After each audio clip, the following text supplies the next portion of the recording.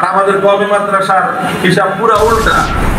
আব্দুল্লাহ ইবনে মাসউদ রাদিয়াল্লাহু আনহুর নেতৃত্বে ওনার শাগিরদরা, ওনার সাহাবা, ওনার সঙ্গীরা এমন ভাবে কোরআন হাদিসের চর্চা করেছেন, এমন ভাবে ইলমে ফিকহের চর্চা করেছেন যে কুফার মাটি পর্যন্ত ফিকহ শিখে ফেলেছে। আর এই কুফা নগরীতে কেউ জন্ম নিলে জন্মগতভাবে সে ইলমে ফিকহের অনেক কিছু শিখে নেয়। আর এই জন্যই কুফার মাটি থেকে ইমাম আবু হানিফা জন্ম নিয়েছে।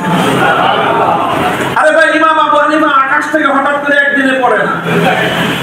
ইমাম আবু হানিফা এই জন্যই জন্ম নিয়েছেন কারণ খলিফাতুল মুসলিমিন ওমর ফারুক এই কুফা নগরী তৈরি করার আগে আব্দুল্লাহ ইবনে মাসউদকে সেখানে পাঠিয়েছিলেন। আর পাঠানোর সময় খলিফা ওমর বলেছেন এই কথাটা। এই কথা হযরত ওমর ফারুকের তারিখের মধ্যে লিপিবদ্ধ আছে, ইতিহাসে। তিনি বলেন যে রাষ্ট্র পরিচালনার জন্য আমি ওমর, আমার ডান হাত ছিল ইবনে মাসউদ।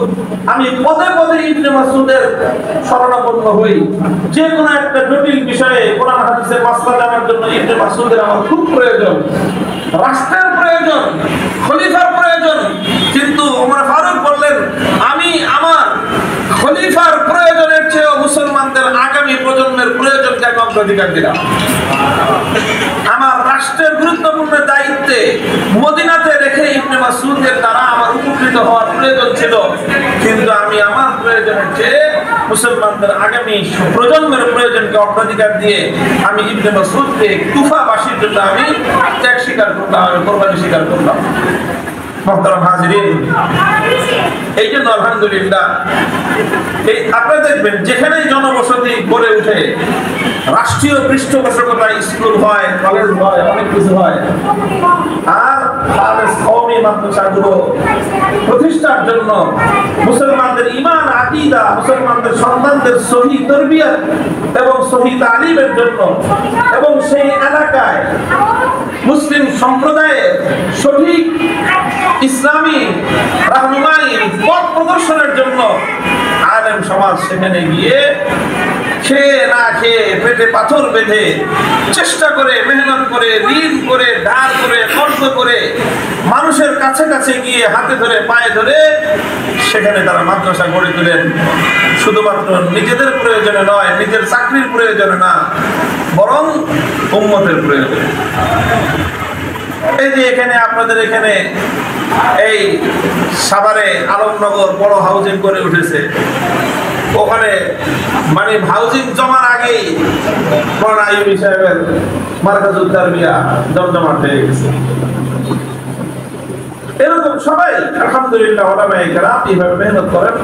হযরত মাওলানা আব্দুল বাসিত খান সাহেব, তিনি আমাদের সবাই সভাপতি। আজকে আমার কাছে দুইজন সদরের দাওয়াত ছিল। সদর বুঝেন না? উর্দুতে সদর বলে। কি বলে? সদর মানে কি?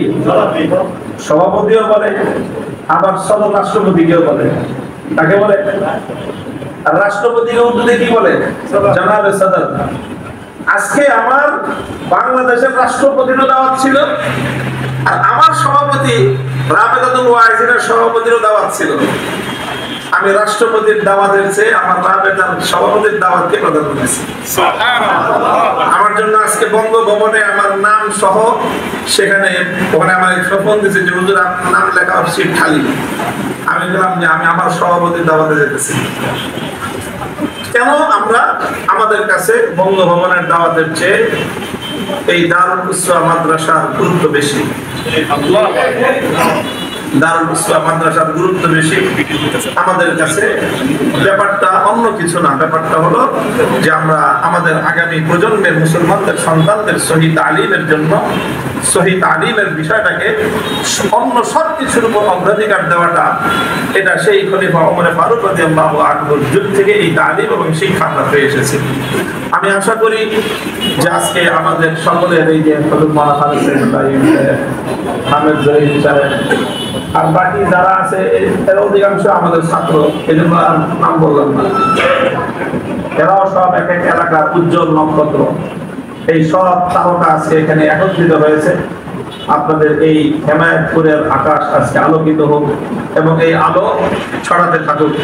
ইনশাআল্লাহ এই মাদ্রাসা গড়বে। মাদ্রাসা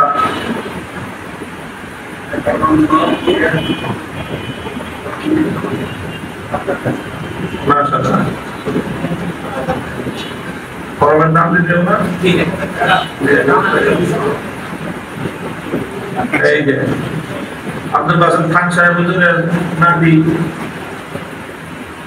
এই পরম নাম।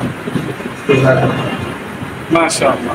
এই মাদ্রাসা মক্তব নুরানি আর কি, নাজেরা হিফজ বিভাগ, অর্থাৎ বাচ্চাদের একেবারে প্রাথমিক তালিমের 3টা শাখা, আর এরপরে হলো সর্বোচ্চ শ্রেণীর যেটা নাকি পোস্ট গ্রাজুয়েশন লেভেলের যে পড়াশোনাটা আমরা বলি, তাহলে হাদিস শেষ করার পরে তাখাসসুস ফিকহের উপর পড়াশোনা এখানে হবে।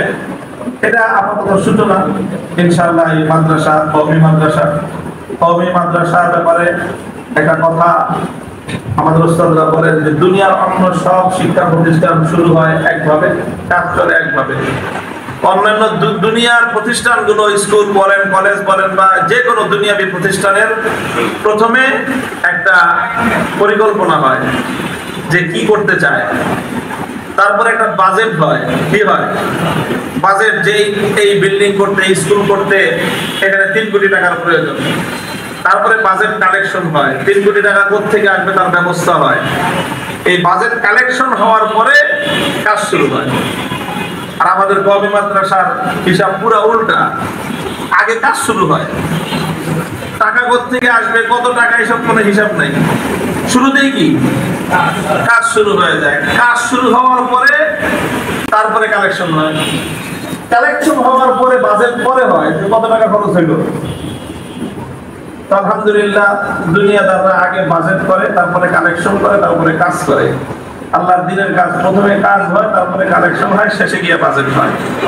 তো ইনশাআল্লাহ আমাদের বাজেট নিয়ে কোনো চিন্তা নাই। আমরা একটা জিনিস বিশ্বাস করি, যদি আমরা আল্লাহর দ্বীনের জন্য কাজ করতে পারি তো আমার আল্লাহর খাজানায় বাজেটের কোনো অভাব নেই। আল্লাহ পাক রব্বুল আলামিন এই দারুল উসওয়া মাদ্রাসাকে আল্লাহ কবুল করেন। আপনাদের এলাকার তালিমের জন্য, তরবিয়তের জন্য, হেদায়েতের জন্য আল্লাহ পাক এই ইদারাকে, এই প্রতিষ্ঠানকে একটা মার্কাজ হিসেবে কবুল করেন। এবং হযরত মাওলানা আব্দুল বাসিত খান সাহেবের পদার্পণ, তার উদ্যোগ এই এলাকাবাসীর জন্য উপকারী সাব্যস্ত হোক। দোয়াটা